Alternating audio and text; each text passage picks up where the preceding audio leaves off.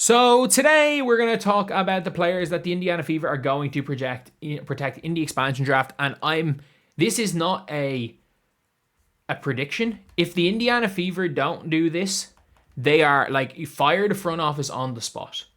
I mean this. If they manage to screw this up, fire the front office on the spot. The only caveat is, unpopular opinion, I would not mind seeing Christy Wallace coming back on a minimum.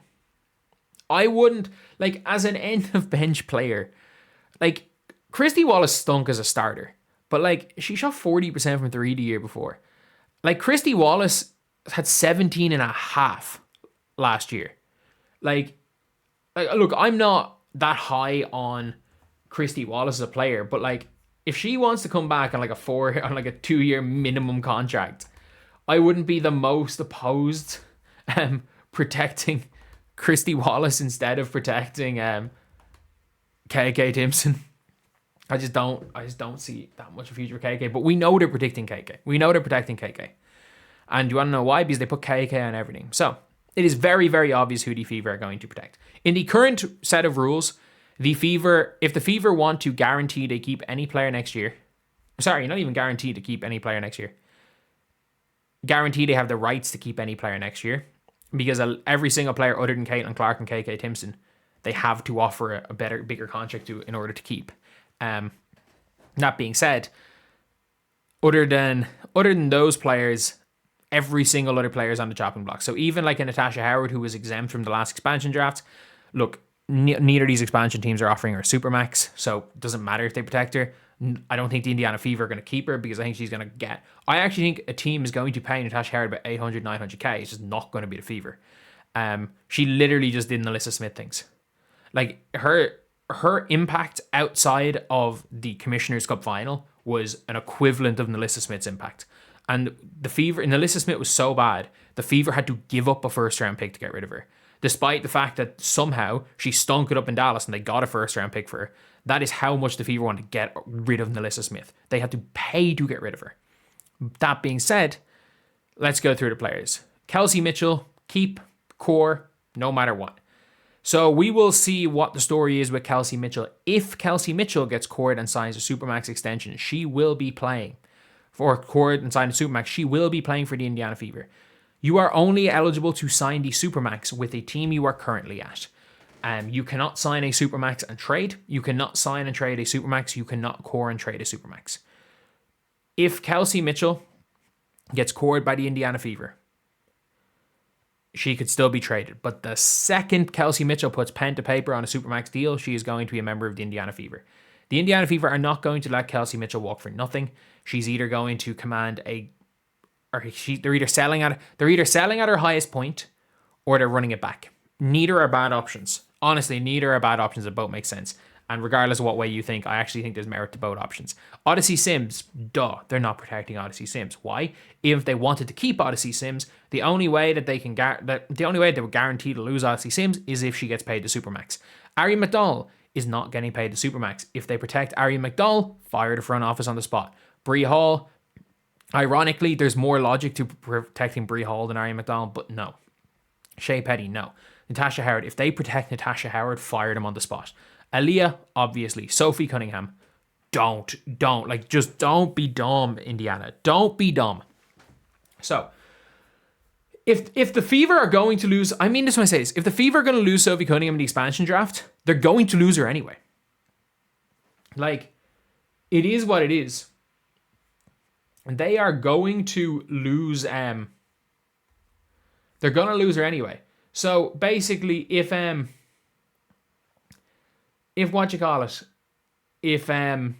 Sophie Cunningham was, let's say she wants to go to Toronto, probably not, but let's say she wants to go to Toronto or Portland, and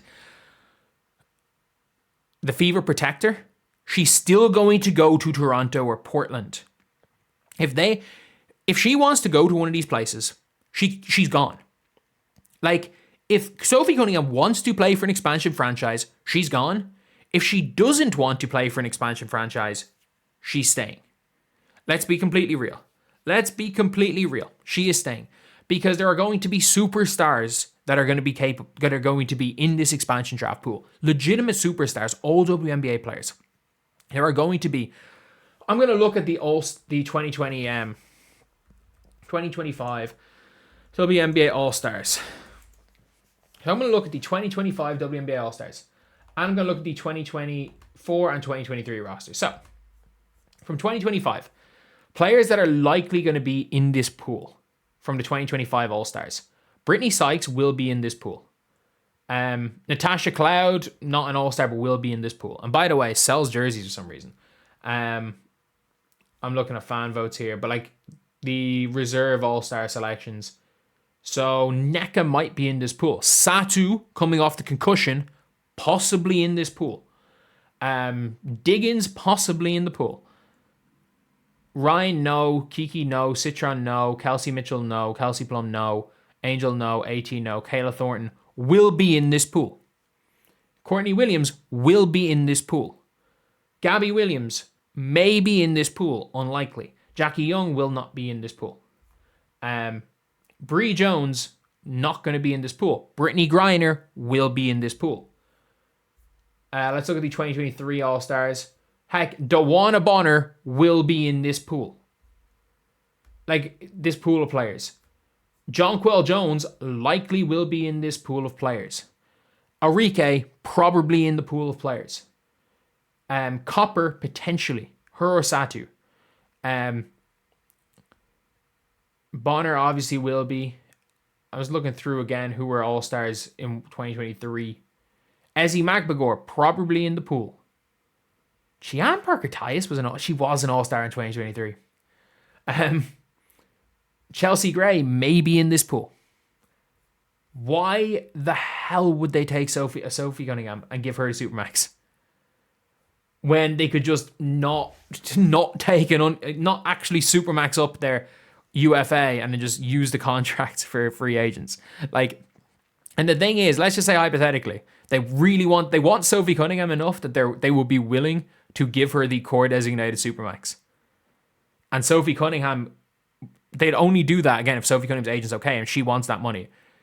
The Fever then protect Sophie Cunningham, and then the Fever have they don't have the money to match the contract because she gets a 1.2 million offer instead of 1.4 million, and they lose her in free agency anyway. It's Tiffany Hayes all over again. If you guys don't know what happened, so the Aces protected Tiffany Hayes, God knows why, and they protected Tiffany Hayes over Kate Martin. Kate Martin was a solid role player on a bargain second round pick rookie deal from the second best rookie class to have. They would have had her 3 years on a rookie minimum salary, basically, and was a contributor. However, Tiffany Hayes won 6th Player of the Year. They protected Tiffany Hayes. Both players ended up with the Valkyries. Kate Martin was taken in the expansion draft, and then Tiffany Hayes, obviously, they wanted Tiffany Hayes back, but Tiffany Hayes got offered a max. By the way, Tiffany Hayes, who's also going to be in this expansion draft pool, got offered a max from Golden State, so she went anyway. If Sophie Cunningham wants, if a team's going to offer Sophie Cunningham 1.2 million, she's going to take it. The expansion draft is the most irrelevant thing ever. Like, the expansion draft is irrelevant to whether Sophie Cunningham comes or not. Like, if a team's going to take her in the expansion draft and core her, she's gone. But if a team's willing to do that, she's gone anyway. It is the most pointless thing to protect Sophie Cunningham. You protect Lexi Hull because you have your RFA rights, obviously. And Bree Turner, let her walk. Dantas, let her walk. KK Timson, on a bargain minimum salary, 3 more years. Worst case scenario, she doesn't progress next year and you get a second round pick for her. Because some team is going to see the potential in KK Timson. Somebody's going to see it. There's no way in hell that she's going to ever be a negative asset. Also, her contract does not become protected till year 4. They have another year to look at KK Timson. Is it the end of the world if she's gone? I don't think so. I don't think she ever reaches that potential. That being said, you keep her. She's an asset. She's an asset that you can trade for something or get something out of. Caitlin Clark, obviously. Ariel Powers, no. Coulson, no.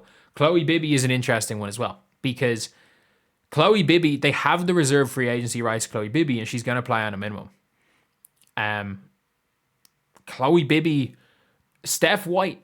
Like, I don't think Khloe Bibby's as bad a defender as Steph White. Steph White, it was this really weird thing where I can't remember what it was. It was like Paige, 4 possessions in a row, Paige ISO Khloe Bby and scored once.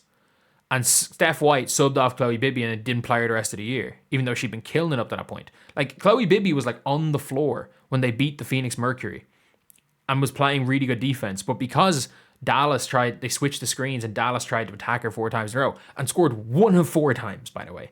Scored 1. Khloe Bby played good defense. But because she deemed that being, they're trying to target her, she then took Khloe Bby out of the rotation and never played her again. So I don't think Stephanie White's going to want to keep Khloe Bby.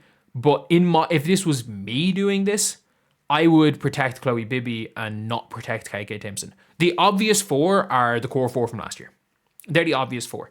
I personally would protect Khloe Bby over KK Timson.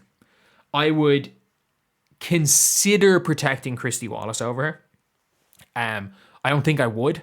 I think KK is more of a positive asset than Christy Wallace. That being said, Khloe Bby is probably the player that's going to be taking the expansion draft. Who is going to be taking the expansion draft from the Fever? It will be Khloe Bby. It'll be Khloe Bby, and then probably a Seattle situation where it's like, we don't want anybody. I think these expansion teams are coming out of the expansion draft with 6 players each. 6 to 7 players each. And I don't think people realize that because of the unrestricted free agents, teams just don't want players. Like, they didn't want Nika Mule last year. They didn't want, like, Horston was protected. They didn't want Nika. So they didn't care. They didn't want a couple of these other players from these teams. If you look at, they didn't want anyone from the Sky, so they took Maria Conde. They didn't want anyone from Atlanta, so they took Ileana Rupert. They didn't want anyone from half of these teams that were like on the team, so they took players that were stashed overseas because they didn't want anybody. Like, the reality is like, the Atlanta Dream probably lose Isabel Borlase. And people are all talking about these players. Like, the Dream probably lose Borlase and Puach. Is Borlase playing for the Dream? But Australian guard. I'm just like, off the top of my head, like, Sky probably lose Koulibaly, who they drafted last year. And did the Sky have anyone? The Liberty probably lose Raquel and Photo. Maybe Hanju. Like, these teams, I don't think people realize how many people in this expansion draft are going to be drafted that you've never heard, like, that the casual fan has never heard of.